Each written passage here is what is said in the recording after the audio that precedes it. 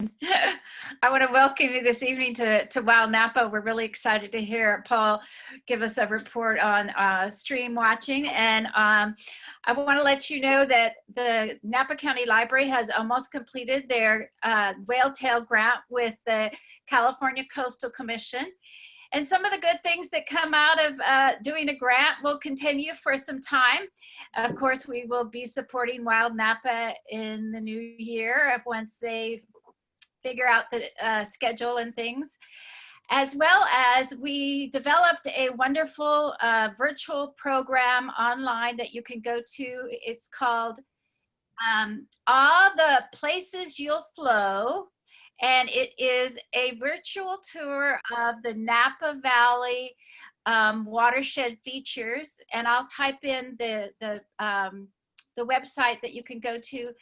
So you can find a lot of information. It's written with the state standards in mind, as well as it has books that will connect you to the information at the library. There are videos that are embedded in there. You can click on those and you can watch how the rotary screw turns for the fish counting and tagging.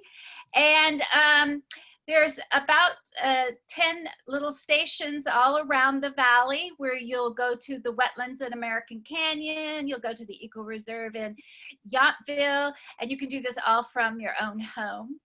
And so this is going to be available for you anytime. I hope you take it in and enjoy it for perpetuity.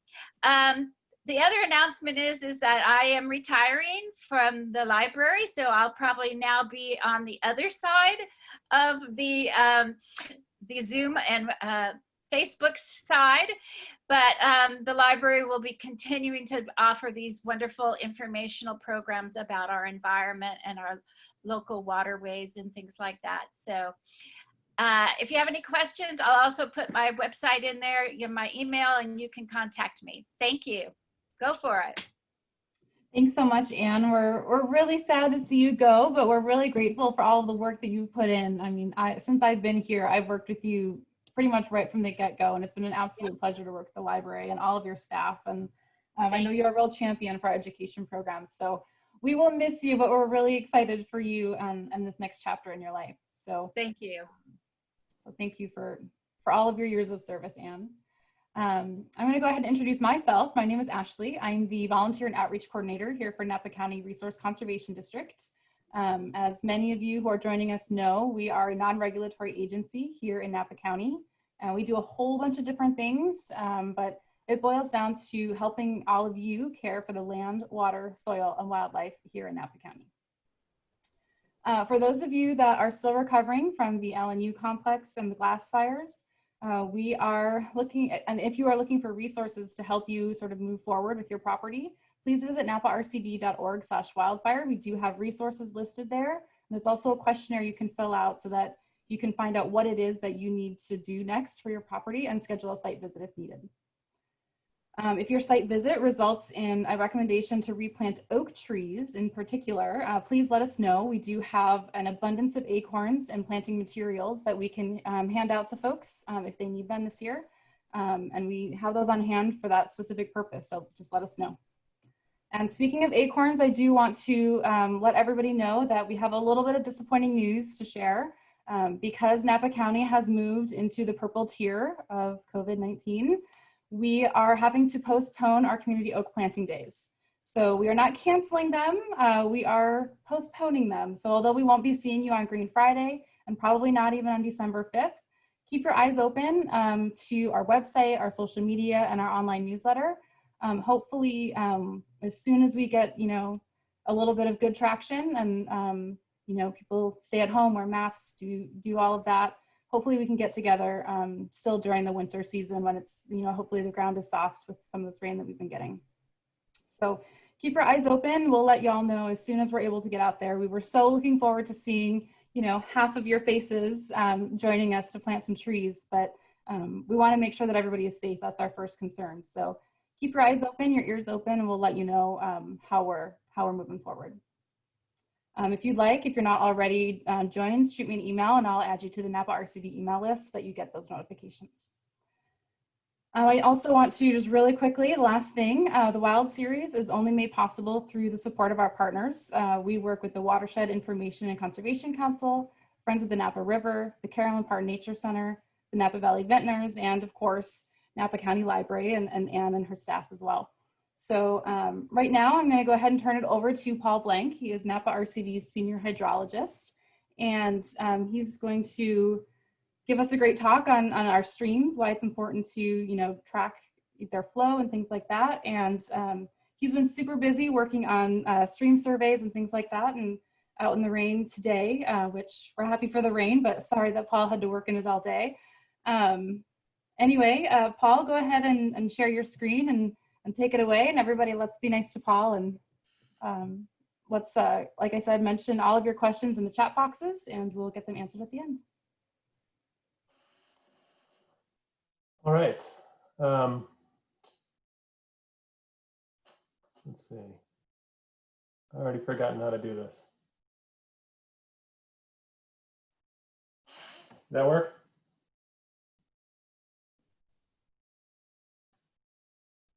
Ashley? This is always the hardest part of anything, getting all this stuff set up. Is it working? Nope.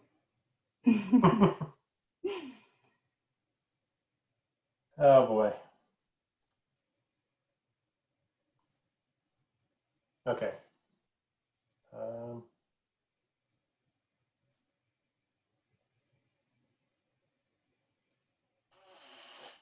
So do you have your PowerPoint open on one of your screens?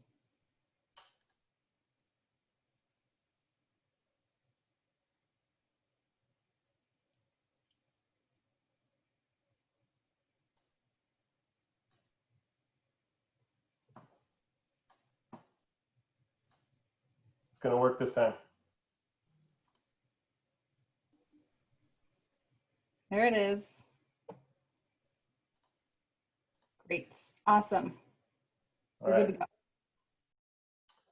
Finally got there. Okay, well, hello everybody. Thank you, Ashley, for the introduction.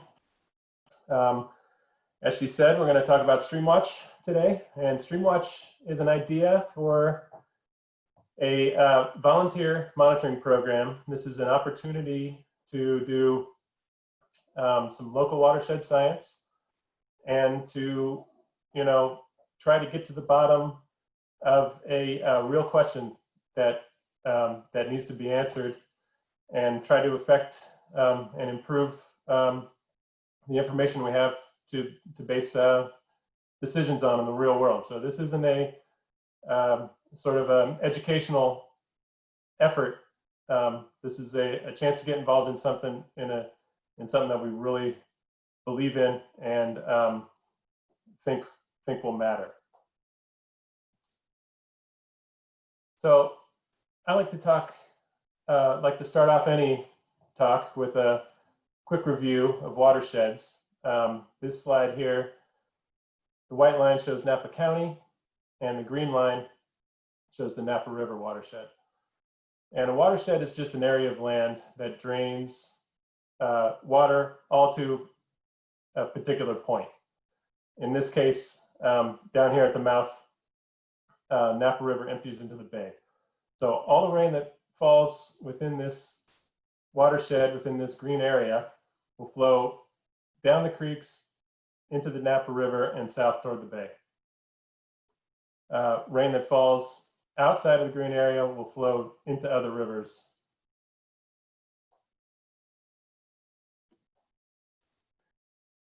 The Napa River watershed isn't just a river, it's a network of streams. So the Napa River main stem, which goes right down the middle of the valley from Calistoga all the way down to Vallejo, is about 50 miles long. The lower 20 miles of it are tidal, and it's fed by a number of tributary creeks, 31 of which are large enough to be named. And in total, there's over 700 miles of freshwater Blue Line Stream in the Napa River watershed.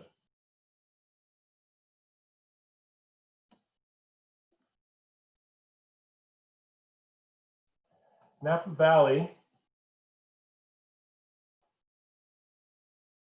has a lot of vineyards.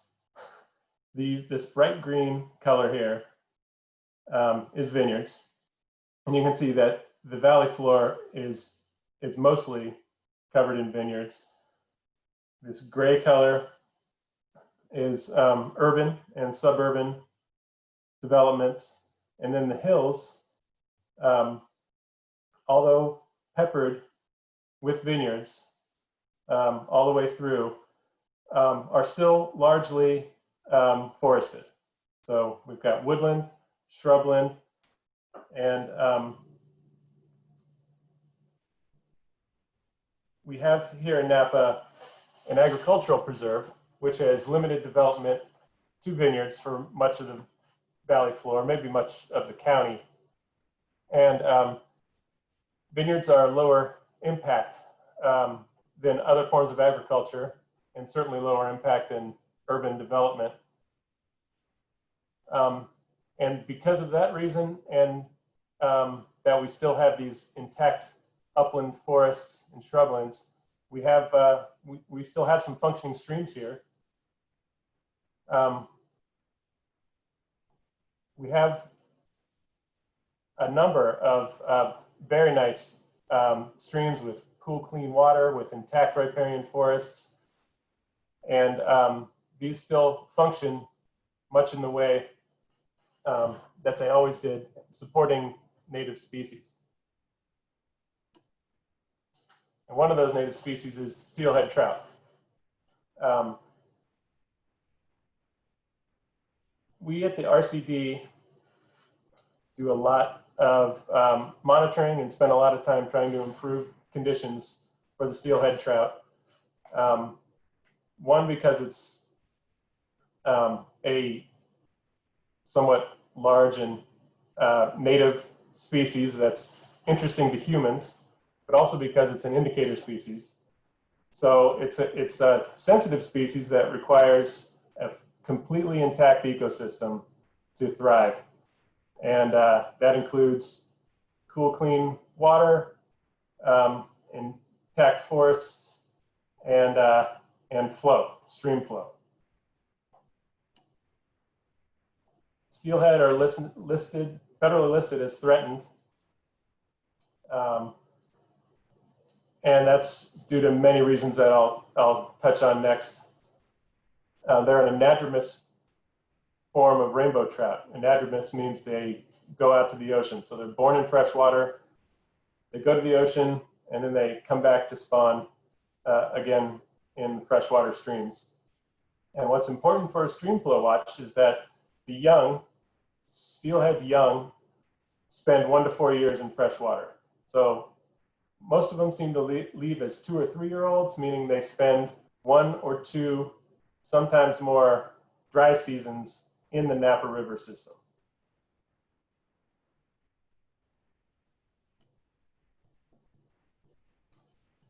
So one of the things that's limiting steelhead is fish passage. So they don't have access to the entire watershed. They don't have access to all 700 miles of Blue Line Stream. A lot of this is natural. Most streams, when you get up toward the top of the watershed, just get too steep. There's boulder cascades, there's waterfalls, and there's just, not steelhead, no longer steelhead habitat. But in many other cases, there are dams on the creeks, there are culverts and other crossing structures that don't allow them to swim past. And due to this, there are somewhere between 160 and 300 miles of habitat, of stream habitat, accessible to steelhead. So this is the adults that can swim into the system and spawn, and it's also the juveniles that have to live in these areas until it's time for them to go back out to the ocean. Another thing limiting the steelhead is perennial streamflow. So here in the Napa River watershed, we have a mix of perennial streams and intermittent streams. Perennial streams, of course, flow year-round. Different levels of flow, but there will be year-round flow in these reaches. And intermittent streams will flow, often during the winter and spring, and they will eventually dry out and be dry for much of the summer and most of the fall. Perennial streamflow is what we're really trying to get at with the Streamwatch project. We don't have a good idea of where it all is and how different things affect it. So the map that I'm showing you here is our best estimate of average conditions based on old maps, old estimates, and the amount of time that we've spent in creeks looking at these things. But we don't really know for sure if all these reaches are actually perennial, and if some of the intermittent ones might be perennial. There's really no good long-term comprehensive data set of dry season streamflow. We do know that dry season streamflow varies a lot depending on water year type. So following a very wet water year, we'll see streams flowing a lot longer and over longer reaches. So we'll see much more perennial stream mileage after a heavy rain year. And in droughts, especially compounding droughts, when we have multiple dry years in a row, we think we see less. We seem to see less. We don't have the data to show that, or to have it recorded that, yes, it was less. We expect perennial streamflow to also change sort of on a longer term cycle due to climate change, and also due to sort of ever increasing human water use and human development. And so perennial streamflow is the key. It's what we're trying to figure out with Streamflow Watch project, and I'll get more into that as we go on. For the steelhead, when you combine the fish passage and the perennial flow, you can see that it really starts to limit the areas that they have to rear in. These are somewhat precious reaches based on our estimates, which are only estimates and not completely well understood. We think there are between 60 and 90 miles of perennial flow reaches that are accessible to steelhead. And so we really, want to refine this. We want to better understand where these are and confirm that they're there. See if there's any more out there. And we also want to take good care of these reaches and see if we can improve or, in its sense, lengthen them at all to increase steelhead habitat. So I said that perennial flow, the amount of perennial flow available in the Napa River watershed varies depending on water year. This is a comparison of graphs that show that. This is streamflow data from a Napa River stream gauging station in St. Helena. I've chosen two years here, the water year 2016-17, was a huge water year. It was the largest of the last 30 years. Water year 2019-20, which just ended September 30th, was the driest of the past 30 years. And that shows here in the blue line. So you can see all these storms, big storm flows. In 2016-17, we had 10 storm peaks that exceeded the mean annual flood. So on average, this is the size of flow that we get once a year. And we had it 10 times in this year. 4 of those times exceeded the 2-year flow. And the peak flow was up around a 4-year return interval. Flow began this year on October 24th at this gauging station and ended on July 22nd. That's 271 days of flow.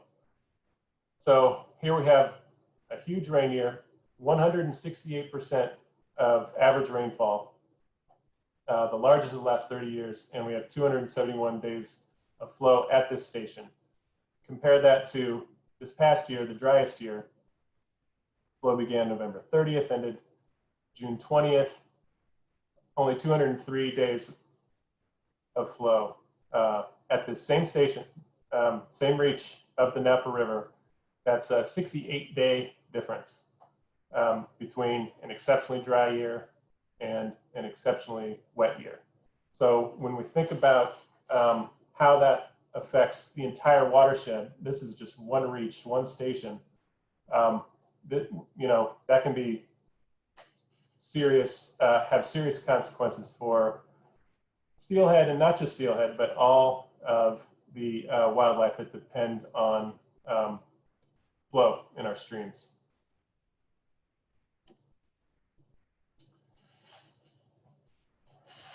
So these slides compare the valley floor land cover from pre-industrial times to current times. This is just another factor that affects flow and water in the Napa Valley.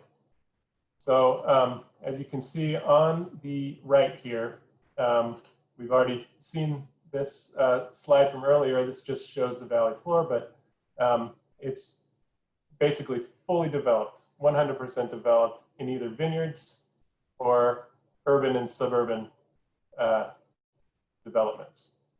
The only forests that remain are these tiny little thin strips which follow the streams. And compare that to historically, the valley floor was mostly grassland with big sections of oak woodland, which they call oak savanna, and also large areas of wetlands. Now these are freshwater marshes and what they call wet meadows. And it shows you that historically, Napa Valley floor was a very wet place. This was a land cover that was designed by evolution to be sort of somewhat inefficient at draining the valley. It would soak up water like a sponge and then hold it. Instead of letting it run out to the bay, it would hold it here.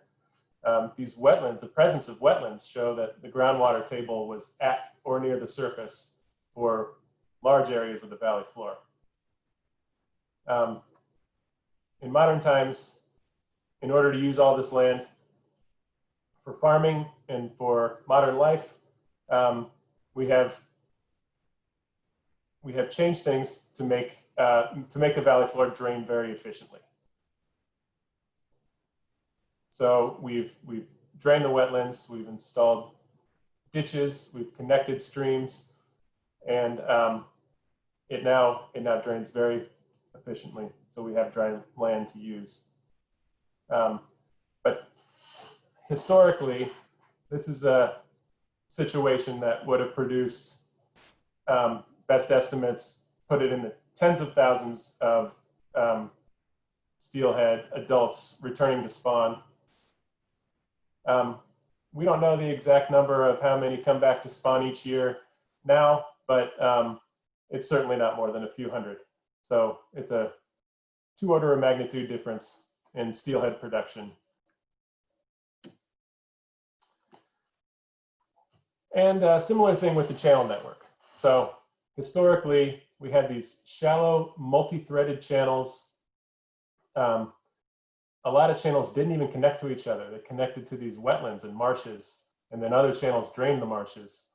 It was a very complex sort of channel system up and down the valley floor. That nowadays has been, again, made very efficient. The channels all connect and drain the valley floor right away. So I'm going to focus now mainly on the valley floor because it's also the borders of the Napa Valley Aquifer. So an aquifer is water-bearing sediments, basically, water-bearing geological layers, underground layers. And the valley floor is an aquifer because it's made of alluvium. So the valley floor is as we all know, it's a flat, mainly flat area in between the eastern and western mountains. And the reason that it's flat is because the wind and rain and erosion, and landslides work on the mountains to erode them down. Material is moved into the creeks, transported down to the river, and the river distributes all that material onto the valley floor. It also historically would migrate across the valley floor, evening things out, making it flat. In addition, it would flood extremely regularly, and these floodwaters would spread out, drop their silt load, and again, all contributing to the flatness of the valley. So the valley floor is filled, it's full of sediments that were eroded from the mountains and deposited out in layers. Now, because these layers are not rock, they fill right up with water when they're rained on. They fill up just like a bucket of sand that you turn the hose on. And that's the aquifer. That's the Napa Valley Aquifer.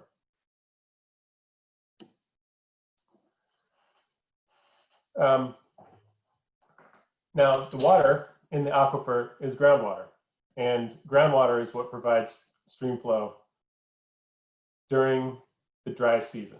So in the Napa Valley, the source of water, so we have these perennial flow reaches that flow even when it's not raining, months after it stopped raining. And the source of that is groundwater. And this is how it works. During this time of year, in these perennial flow reaches, these are gaining streams. The reason they flow is because groundwater levels are above the bottom of the stream. And they flow by gravity. They just seep out into the stream channels. The stream channels are essentially draining the groundwater. As spring and summer and fall, as the dry season goes on, the groundwater levels will drop, and so the stream flow will slow down. And it's possible and natural in certain reaches for streams to dry out just naturally. But groundwater pumping also lowers groundwater levels and sort of exacerbates this problem of dry stream channels. So just like there's gaining streams, there's also a thing called losing streams. these are often the same streams, the same reaches of the same streams. We'll see losing streams a lot in rivers that are draining large lakes and reservoirs. So in that case, the source of water is the reservoir, and it's letting water down the stream. That water is soaking in, recharging the groundwater levels, and that's a losing stream. But we don't really have big reservoirs or lakes here in Napa Valley. So the only time we see losing streams is in the late fall and the winter when groundwater levels are low, and we start getting storms. We start getting storm flow, and storm rainfall will soak right in to the ground on the ground surface and recharge groundwater that way. But it also flows down stream beds and just soaks in, recharging the groundwater table through the bottom of the stream beds. But in dry season flow, which is what we're concerned about with the Stream Watch project, losing streams are not really a thing here in Napa Valley. And here's a dry stream. So although this can't happen naturally, it's generally because we have over 2,000 pumping wells in the Napa Valley Aquifer, and they all, in coordination, sort of lower the groundwater table, oftentimes right below the bottoms of the stream channels, which dries out the stream. This can also happen from just a single well. If it's a small stream, if there's a single well close by that's pumping a lot of water, a single well can cause a stream to dry out, at least for a short reach. But in general, it's all of them together. It's the combined action of everybody's well pumping out water during the dry season. And even though we know this happens, again, we don't have a great idea of where this is happening. If we could identify some areas, there may be some things we can do. Maybe we can change the timing of pumping, or maybe we could move a well back away from a stream. We don't know. That's part of the promise of this project. And we see dry streams all over Napa County. At least some reach of almost every stream goes dry, at least late in the dry season. So here's some pictures of them. We hear a lot of anecdotes about streams being drier than they used to be, and it seems that way to us too. I've been working in the streams for 16 years now, and it's certainly in dry years versus wet years, we see a lot more dryness, and maybe it's getting worse through time. Something we'd really like to be able to track and like to have the data to point to and show that yes, it is improving or getting worse.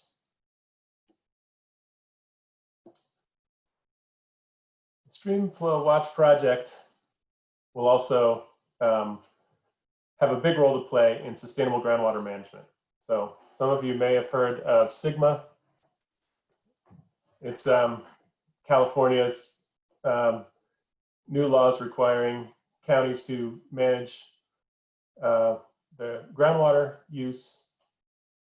And one of the elements of that is these things called GDEs, or groundwater dependent ecosystems. So these have not really been mapped out yet, but these preliminary maps show that in the Napa Valley, this is a zoomed in view of the area just north of Yountville. The GDEs align almost exactly and exclusively with the creeks. So groundwater dependent ecosystems are the stream channels. There may be some additional little wetlands, ponds, springs, around, but they're going to be a pretty minor component of the total GDEs. Mainly, they will be the stream channels. So, you know, watching our streams, collecting data, monitoring flow. This is also monitoring GDEs, which is a requirement of Sigma.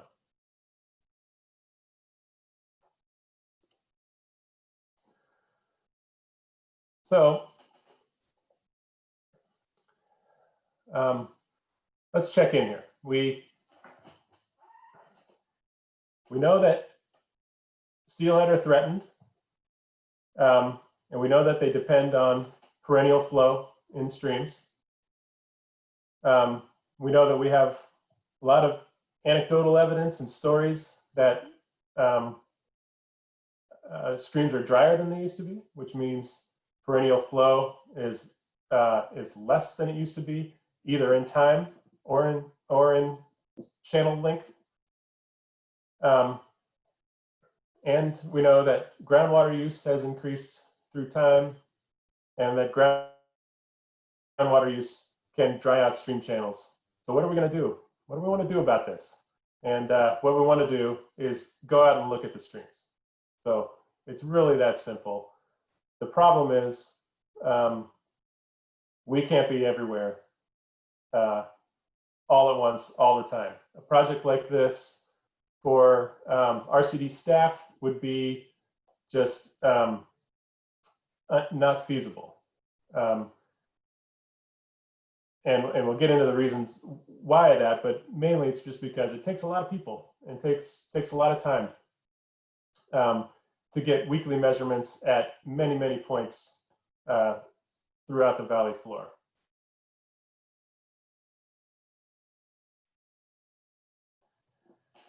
And these are those points. So on the left, we've got the active sites. We do have a pilot program running, and it's been running for a couple of years now with interns making measurements. We have 26 sites set up. These are, they're in the system. There's a web page that you can go to and make observations at these 26 sites are ready to go. And we have some data to prove our methods. On the right here, we have you know, how we'd like the program to expand. So all these sites have not yet been checked out. Many of them are likely on private land. We have not worked all that out yet. But we'd like to add a lot more sites, maybe as many as 100 more sites to this program. It all depends on whether we can get funding and whether we can get enough volunteer help to coordinate it all.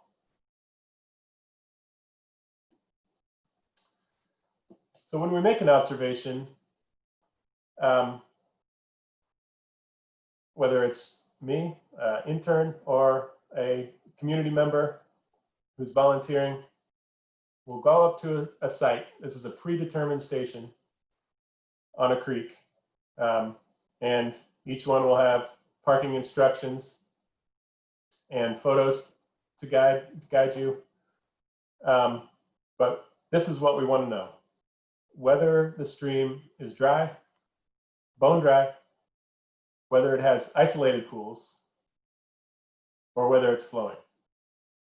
So flowing means that water's connected, it's flowing, it's moving from pool to pool, and it's moving over the riffles throughout the full length of this reach of channel, whatever you can see from the observation site. Isolated pools are something we see a lot, especially in the late spring and throughout the summer. Some streams will have these. And this is also important to know. This is technically a dry channel. There's no flow here. But this means that groundwater is right below the surface. Not enough to flow over the riffles, but enough to fill the pools.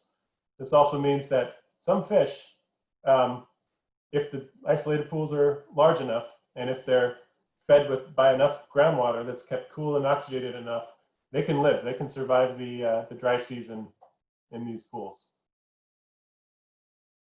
But generally, we want to see flowing streams. Even if it's the tiniest little bit of flow, it's hugely beneficial to the aquatic species that live in these stream channels. So we have a web-based collection tool. It can be found on napawatersheds.org, and it works. It's ready to go. It's not ideal. We've always envisioned a smartphone app that would make it very easy to walk up to a site, punch in the stream flow, and take a photo. But this works. It works much like that. If you have a browser on your phone, or if you have an iPad with cell service, it does require cell service. It'll work. And you're ready to go. It's loaded with the 26 sites that we have currently active.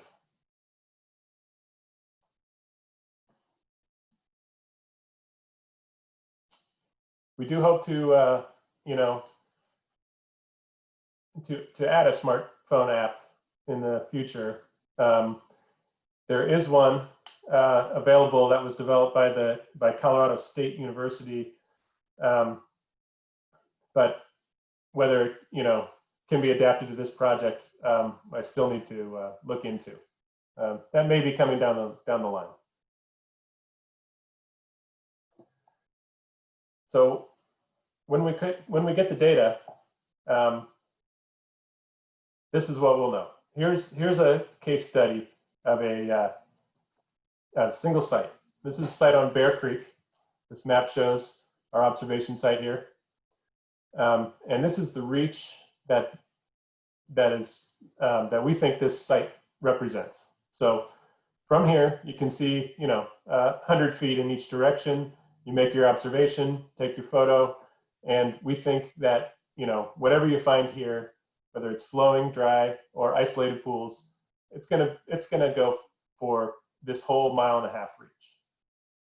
And this is how we're going to take these spot measurements and apply them out to the entire channel network. So the graph shows the data collected at this observation site for the 2018-2019 water year. And what we've learned just from these observations, as you can see here, they were 0 means dry, 1 is isolated pools, and 2 is flowing.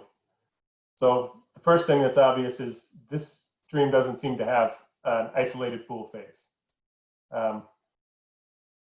The flow seems to go from flowing to dry extremely quickly, at least in less than a week. So next thing we noticed is that this stream got going and dried out again. So so this responds, immediately to storms, and then it started flowing for good up here. We started getting flowing measurements every week after about 7 inches of rainfall. So that's another thing. This blue line here is the cumulative rainfall for the 2018-19 year, and we're going to associate every site with its nearest rain gauge. The rain data really offers a lot. You can see when the rain starts, when the rain's going, and you can really nail down, even with weekly data, you can nail down the day that a stream started flowing. Another thing, so that's one thing that we noticed. Weekly data right here, right, between 0 and 7 inches of rainfall, when the stream goes from dry to constantly flowing, is extremely important. We need to get these data weekly. And same when it dries out. We didn't do that in this year, 2018-19 season, we had a whole month here with no measurements. And it was during that month that the stream dried out. So we can't exactly calculate our flow days now. We estimate them here at 196, but our range is between these two measurements, a month apart when we found it flowing and then found it dry. We're getting weekly measurements during this whole part. Midwinter, it's just flowing, flowing, flowing, flowing every week. It's not as important. And, you know, we'll probably stick with a weekly schedule for most of these sites, but, you know, this is something to think about. We could cut down a lot of measurements midwinter at certain stations for sure, maybe at most of them.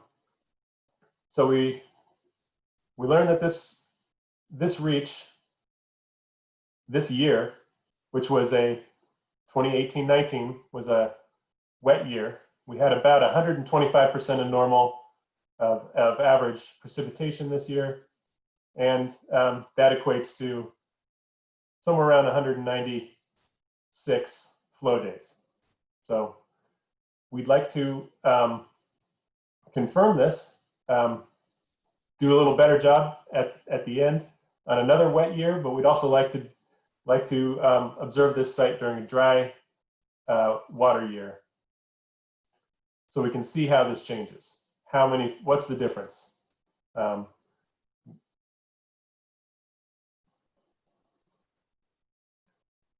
This is just one site. This is a mile and a half of all the valley floor stream miles. So I hope that you can see how powerful this information is when it's extrapolated out to the whole valley floor. We can really start to understand perennial flow. We can make a map of perennial flow in an extreme dry year, and we can make a map in an extreme wet year, and we can compare the difference. We can identify certain reaches that you know, that have isolated pools, which means groundwater is very close, and these reaches might be, you know, just right for a restoration project. There might be actionable things we can do to address some of these reaches based on this data. And it'll be collected by volunteers, but you know, with modern technology, there will be a photo associated with every observation. So we can quality control all the data. This will be a you know, scientifically defensible data set that is useful for studies and for decision making.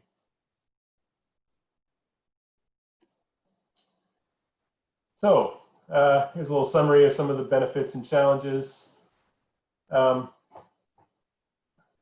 We will be able to identify priority steelhead summer rearing habitat, identify reaches for further study and restoration, be able to engage the community in local watershed science, and will assist with SGMA compliance.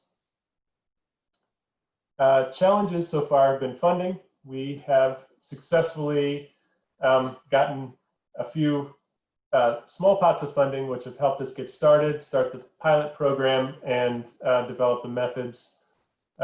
We've been a little less successful at finding good long-term funding to really let us jump into this. Another challenge is safety at the observation sites. So unfortunately, there's not a huge amount of public access to streams and creeks. Most of the public access that we have is, you know, county road crossings, which often have no shoulders and are, you know, high speed. So we're going to have to be creative at finding ways to look at these sites, and we'll have to be careful not to send anyone out to a dangerous situation. All the observation sites will have to be sort of checked out, mapped out, and people will have to be aware of hazards. Another challenge is going to be privately owned reaches. So a lot of the spots that we're going to want to see, a lot of the observation sites that we're going to want data from are going to be on private property. So that's going to be a challenge to contact landowners, see if they want to do it, if they would observe those sites for us, and if not, if there's any way they would let someone else on their property to do that. And then, you know, of course, there's going to be lots of places that we're not able to get into. We'll have to, you know, find neighbors, find nearby road crossings, get creative, and try to cover as much of the valley floor as we can. And finally, the web tool is not as easy as a smartphone app. It doesn't work at all sites. I believe there's a few sites that don't have very good cell coverage.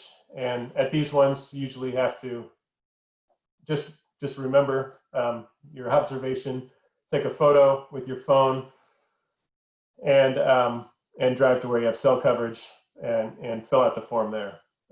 It's not the end of the world, but it's also not ideal. So there's lots of places to get more information about this, especially from us at the RCD. The observation web tool is available at napawatersheds.org.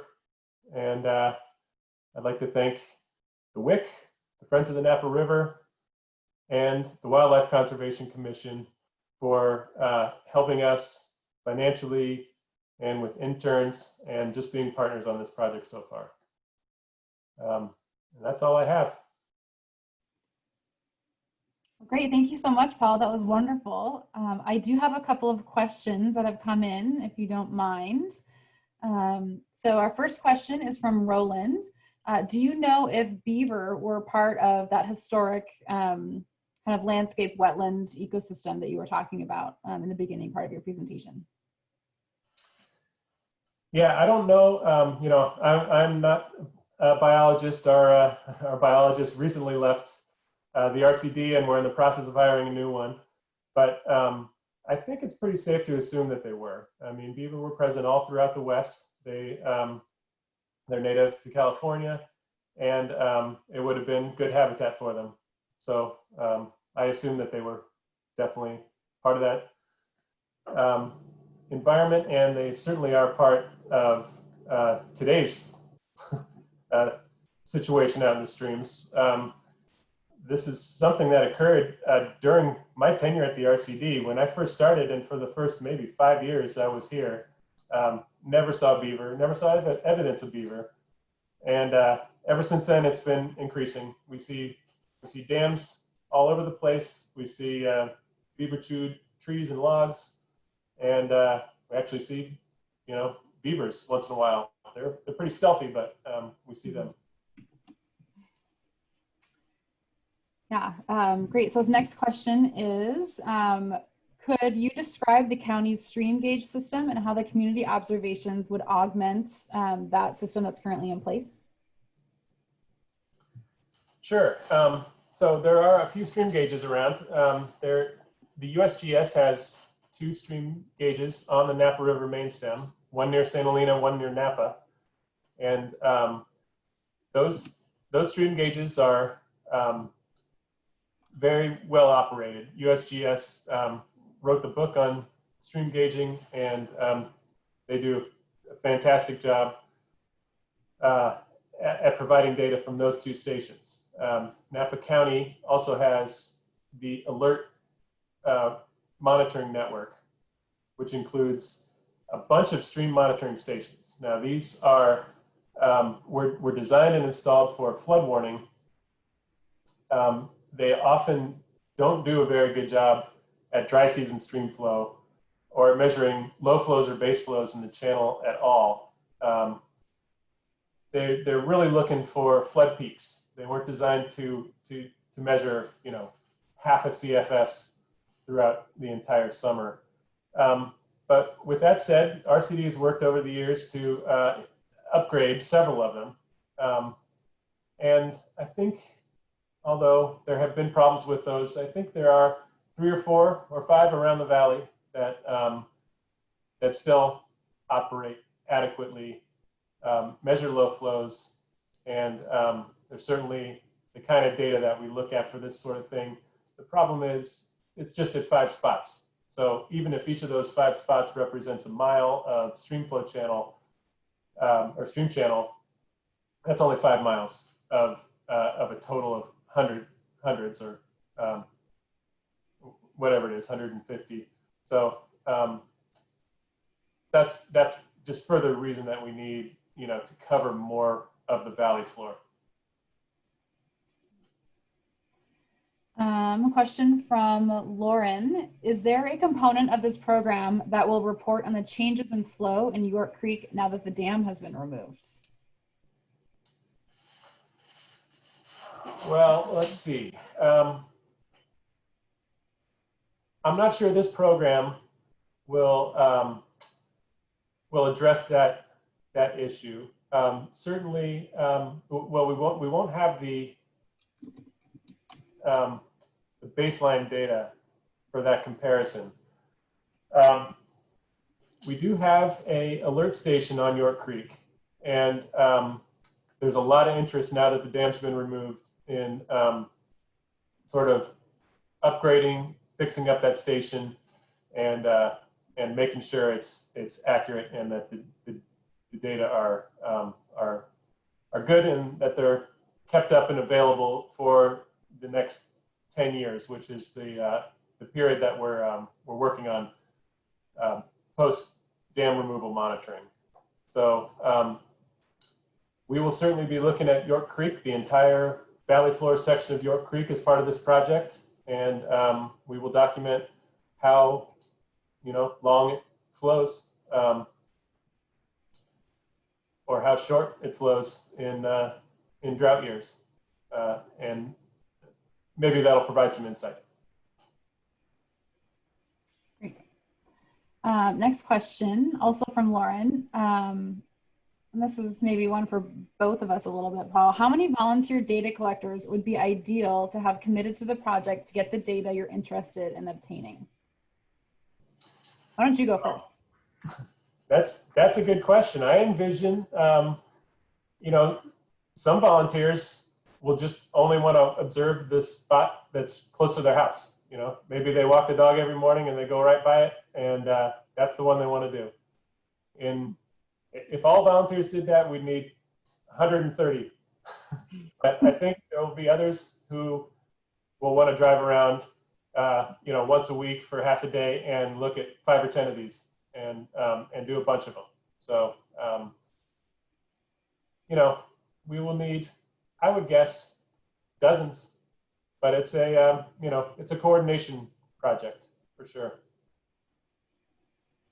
Yeah, I think I pretty much agree with that 100%. It depends again on the funding that we get. If we're able to expand, to include all of those sites that you would like to include, that's going to change the amount of volunteer need that we have. So yeah, anywhere from 26 to 130. Let's see, next question from Josh. What impact do ag chemicals have on the ecosystem and steelhead health? Well, that's a question I'm not sure I can address. I'm sure ag chemicals have some effect. As those figures showed, there's a lot of agriculture going on here in the valley, and it must make its way into the streams. I don't know, and I'm not sure that we really know, and I'm not sure that it's one of the major limiting factors for steelhead.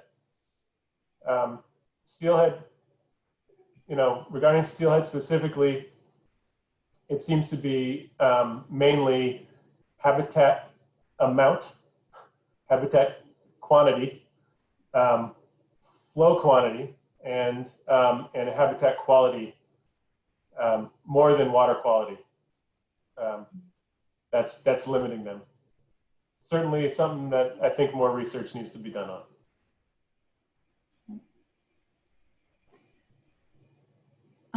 Question again from Lauren. Do you plan to couple municipal and agricultural water usages with what you already know? And what will you find out with the StreamWatch program? Will this give you it's a multi-part question. Will this give you the comprehensive picture of watershed activity in both natural and human-induced that is needed, or is that outside of this particular project's scope? Long one. I think that's outside of the scope. This project is pretty simple, which makes it very doable and makes it it gives it a great chance of success. I think it's kept simple with a fairly limited scope to answer a particular question, and that's what excites me about it. That's why I think it's going to work, and that's why I think it's going to produce valuable data,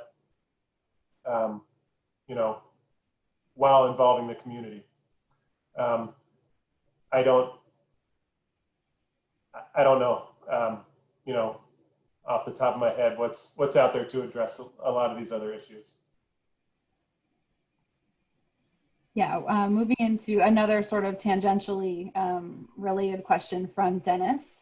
Paul, do you know of any effort to incorporate greenscaping in urban stormwater systems to absorb storm flow? That might be more of a question for the Napa County Stormwater Pollution Prevention Program. Yes, that certainly would be. I'm not familiar with that. I hope efforts like that are going on. There's certainly a lot of opportunity for that. We at the RCD do a storm drain outfall assessment every year, and there's a lot of stormwater just flowing directly into stream channels. So yeah, we do a lot of, we contract with Napa County to do a lot of education around stormwater pollution prevention, both in schools and in the community. But as you may imagine, that has sort of been put on hold this year in a really big way. We aren't able to go to community events and things like that with information as we have in the past. So yeah, it's kind of on hold, I guess, on our part at least. Let's see, sort of your last chance to enter in more questions. I have one more from Lauren on Facebook. What are the current relationships with private landowners where stream sites are located, or where potential stream sites are located? And how have they generally received this activity in the past?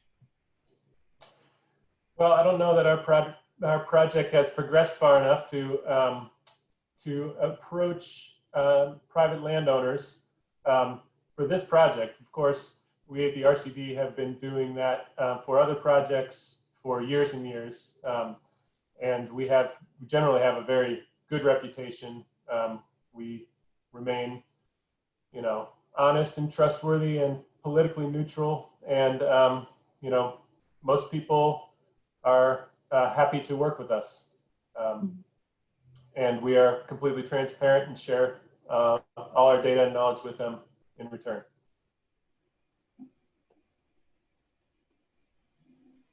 We have another question that came in through Facebook.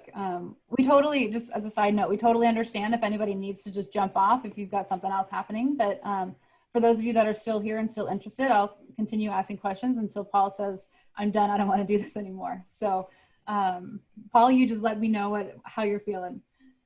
Our next question is from Lauren, again on Facebook. Will participants have access to the collected data across the entire project, past and current water years? Yes.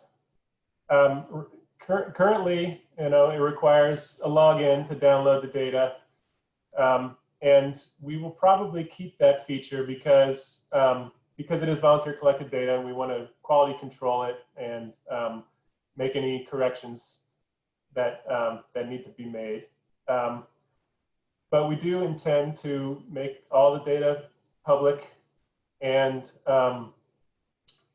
to analyze and interpret data and offer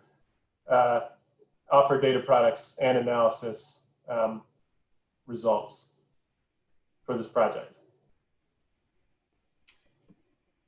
Yeah, and I have one other question from Deborah. She's one of our Oak monitors, so thanks for joining us, Deborah. How do I identify and sign up for which streams we will monitor? And is there a good map somewhere? What if I need to go camping, can't be there to monitor on a particular week?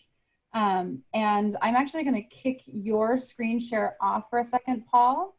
Okay. And I'm going to share my screen real fast. I have the that WIC website up right now. I can just do a real quick share with y'all. What are you guys seeing? Are you seeing the WIC website? I'm seeing it. Great, perfect. So this is the WIC website, the StreamWatch, sort of that online tool that Paul was talking about. And there is a map of everything. If you scroll down just a little bit, you can zoom in and zoom out of this map to show you all of those 26 different locations and where those locations are. You can also click on each one and it shows you, where to park. It'll give you directions. It'll take you out and go into Google Maps to give you directions to that site. Some of those are not entirely accurate, having done a lot of them myself. They're not always accurate, but they'll get you to the general area. And then you just kind of read this description. And then there's also a picture that shows you sort of what that stream site should look like. So you have like a reference. So all of that sort of lives right here on that web page. So there's this information page, and then there's also how to use the tool, and then you can add your observation down here.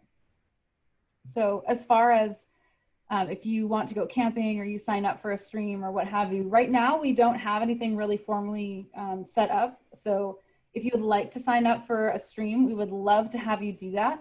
And you can just give me a heads up and we can make sure that somebody goes out there and monitors that.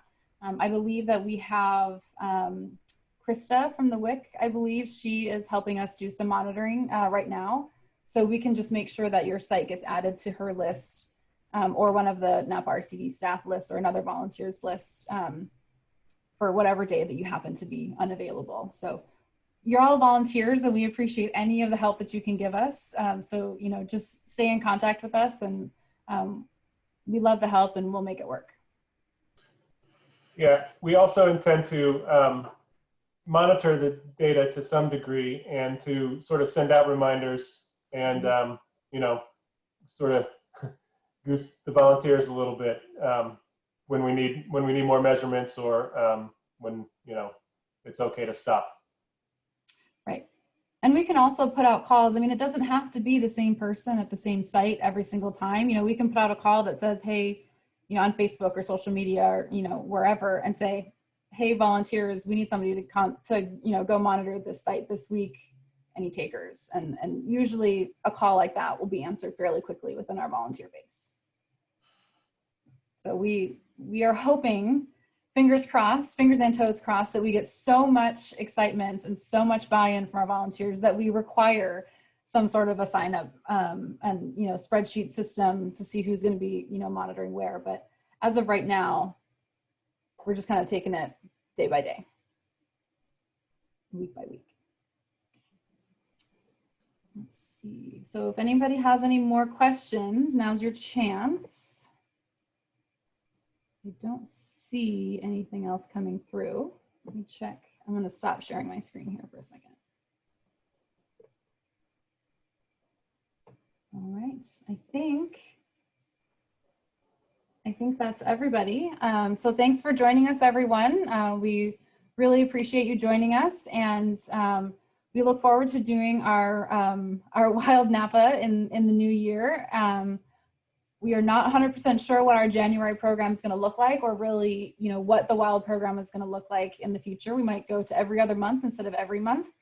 So just keep your eyes and ears open as we're planning out our programming. So again, thank you all for joining us. And if you're interested in volunteering with us specifically for the StreamWatch program, feel free and send me an email. My email is ashley@naparcd.org, or you can email Paul if you have other questions. He's paul@naparcd.org. And we'll be happy to answer any of those questions that you all may have. And Anne, did you want to say something, or are you just really excited to say hello and say farewell? That's sign language for clapping. You got that, Paul? I got it. Thank you. All right. Well, thanks, everyone. Have a wonderful evening, and we will hopefully see y'all again soon. Sounds good. Thank you. All right.